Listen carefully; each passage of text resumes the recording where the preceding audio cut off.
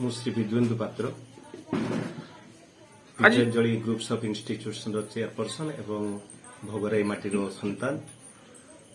ଆଜି ଯୋଉ ଅସହାୟ ପରିବାରକୁ ଗୋଟେ ପୀଡ଼ିତ ପରିବାରକୁ ଭେଟିଲେ କଣ ଭେଟିଲେ ଆଉ କଣ କେମିତି ସହାୟତା ପ୍ରଦାନ କଲେ?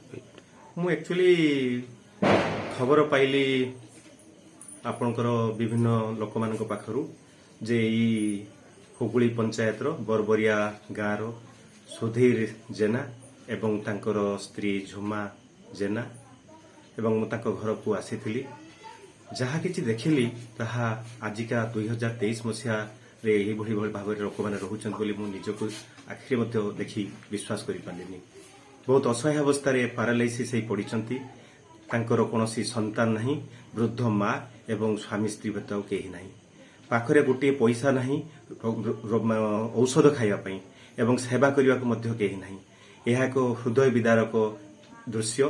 ମୁଁ ଏବଂ ଏହି ହୁଗୁଳି ପଞ୍ଚାୟତର ପୂର୍ବତନ ସରପଞ୍ଚ ମଣିମାଲା ମ୍ୟାଡାମକୁ ନେଇକି ଯାଇଥିଲି। ମୋ ସହିତ ବିଭିନ୍ନ ଗଣପ୍ରତିନିଧି ଯାଇଥିଲେ ଏବଂ ତପନ୍ଦା ମୋତେ ଜଣାଇଲେ ଏବଂ ତପନ୍ଦା ଜଣାଇବା ପରେ ତପନ୍ଦା କହିଲେ ଯିବା ପାଇଁ ଏବଂ ମୁଁ ସେଠାରେ ଆସି ପହଞ୍ଚିଲି।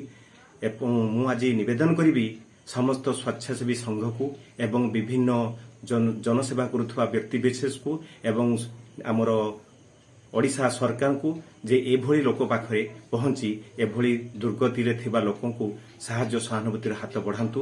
ସେ ଲୋକର ସେବାରେ ସମସ୍ତେ ନିଜକୁ ମନ ଦିଅନ୍ତୁ ଏବଂ ସେ ଲୋକ ନିଶ୍ଚିତ ଭାବରେ ବଞ୍ଚିବାର ତାର ଅଧିକାର ଅଛି, କିନ୍ତୁ ବଞ୍ଚିବାର ଅଧିକାର ରହି ଅର୍ଥର ଅଭାବରୁ ସେ ଲୋକ ସେବା ପାଇପାରୁନି। ତେଣୁ ମୋର ଅନୁରୋଧ, ଯିଏ ବି ଏହି ବାର୍ତ୍ତା ପାଇବେ ନିଶ୍ଚିତ ଭାବରେ ଆସି ସେ ଲୋକକୁ ସାହାଯ୍ୟ ସହାନୁଭୂତିର ହାତ ବଢ଼ାନ୍ତୁ ଏବଂ ତାଙ୍କର ଜୀବନ ମଧ୍ୟ ଗୋଟେ ମୂଲ୍ୟବାନ ତାଙ୍କର ଜୀବନ ରହିଛି, ଏ ଜୀବନର ମୂଲ୍ୟକୁ ସାର୍ଥକ କରନ୍ତୁ।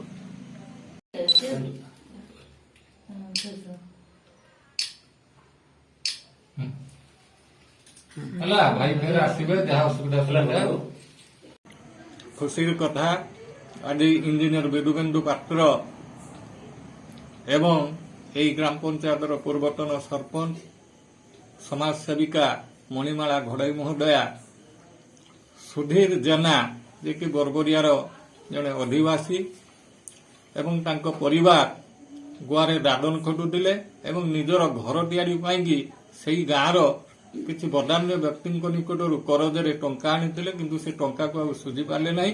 ଯାହାଫଳରେ 7 ଦିନ ତଳେ ତାଙ୍କ ପରିବାରକୁ ସେମାନେ ବାହାର କରିଦେଇଥିଲେ।